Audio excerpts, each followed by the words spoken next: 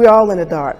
Not only are the residents in the dark, but the trustees are also in the dark as well. I do not handle anything as relates to with credit cards. As you heard me speak today in my board meeting about, I do not handle that. Some of those charges are for you, though. No, sir. You didn't go to Las Vegas?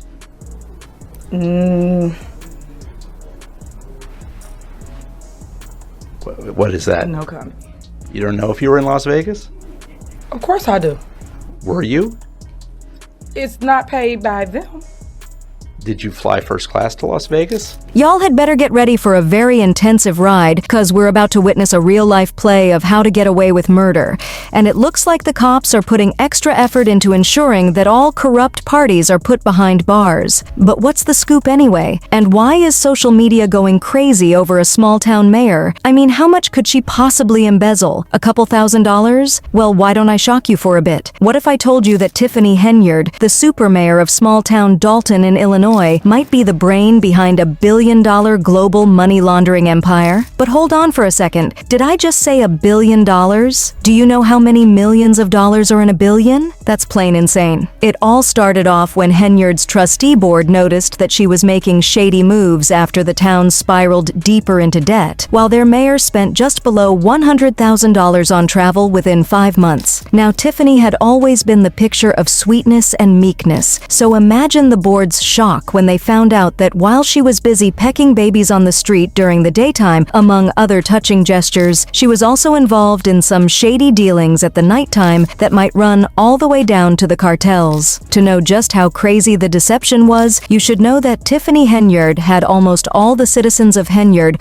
wrapped around her finger and head over heels, in love with her caring mayor and Bob the Builder Act, while claiming to fix the roads, improve the town's economy by bringing in jobs, and so much more. But then she's caught going on fancy vacations to Las Vegas while her town is crumbling in debt. But it gets worse than this. People are suing the mayor left and right for unpaid invoices. However, Henyard isn't exactly in a financial bind. Rumors suggest she's pulling in over $200,000 annually from her dual roles as mayor and township supervisor. That's a significant income for a small-town mayor, considering that the average small-town mayor makes a quarter of that yearly. When questioned about her spending habits during a board meeting, Henyard became defensive, offering no explanations or apologies, just a stern demeanor. Now, the FBI is investigating Henyard's financial affairs. Their interest isn't limited to her travel expenses. They're looking into how she's been misusing public funds for personal gain. This is causing a lot of controversy for a mayor who promised to prioritize the town's interests. Mayor last night blamed the media as well as the Board of Trustees for causing chaos in the village. She did admit to a $2 million budget deficit. However, trustees say it's really millions more. Mayor Tiffany Henyard last night wasting no time shutting down trustees and critics. The veto message is related to the secret squirrel meetings, yes, that the Board of Trustees have. During an emergency meeting late last month, the board unanimously passed a resolution that calls for a federal investigation into the mayor and demanding the village's financial records be made available. Stop creating chaos in your village. The board vowed to override her veto and said they have the votes to do it. As the FBI investigates Henyard's finances, another financial mystery is captivating the town. Why does a mayor of 20,000 residents need such high-level security? The truth behind Henyard's extensive security measures could be crucial in exposing the entire scandal. And Tiffany's security detail is about to make those hotel bills seem trivial. The cost to keep this small-town mayor safe is over $1 million annually. It's rumored that one officer, Terry Young, worked an astonishing 303 hours in just one pay period, equivalent to working non-stop for nearly 2 weeks. His salary for that period? A staggering $113,000. This is quite a lot for 2 weeks of work. However, it's not just about the money. Henyard's security detail follows her everywhere, even to her personal tasks and trips out of town. It's as if she has her own personal criminal entourage, all paid for by the town's taxpayers. The Dalton trustees are in a state of confusion over this security detail. They argue that the funds could be better allocated to actual public safety and police patrols, which could benefit the town's residents. However, Henyard is adamant and refuses to justify these exorbitant expenses. At a recent board meeting, tensions rose as the trustees pressed for answers regarding the spending on security, but Henyard remained evasive. She shut them down more quickly than one could say taxpayer money. It seems she believes she's above explaining the source of these funds. The Tiffany Henyard Cares Foundation, a charity she established, is raising more questions than it's answering. Dalton is in turmoil, yet Henyard has launched a new project with her name on it. There are suspicions that this charity is not as transparent as it claims to be. People are questioning whether it's more about making money than genuinely caring. It's alleged that the Thornton Township Board contributed $10,000 to Henyard's charity the very day it was formed. However, the timing of this donation is suspicious. It's as if it was given before the invitations were even sent out. This raises doubts about the legitimacy of the donation. All right, let's dive into the murky world of Henyard's secrets, because let's face it, this charity drama is just the beginning. Word around town is that Henyard is treating Dalton like her personal playground, and anyone who dares to question her is in for a rough time. We're talking about a mayor who's not afraid to do whatever it takes to maintain her power. There's a rumor going around that Henyard has been on a spree of firings, eliminating staff left and right who dare to challenge her dominance. A former maintenance manager has come forward, claiming he was let go after refusing to assist in the firing of another employee. But it's not just about letting people go. Henyard has reportedly created a climate of fear within Dalton's local government. It's as if the employees are walking on thin ice, scared to speak out or make any moves that could upset her. And here's the real shocker. Henyard's administration is going on a firing spree. Those who were once her staunch supporters are now voicing their concerns to anyone who will listen.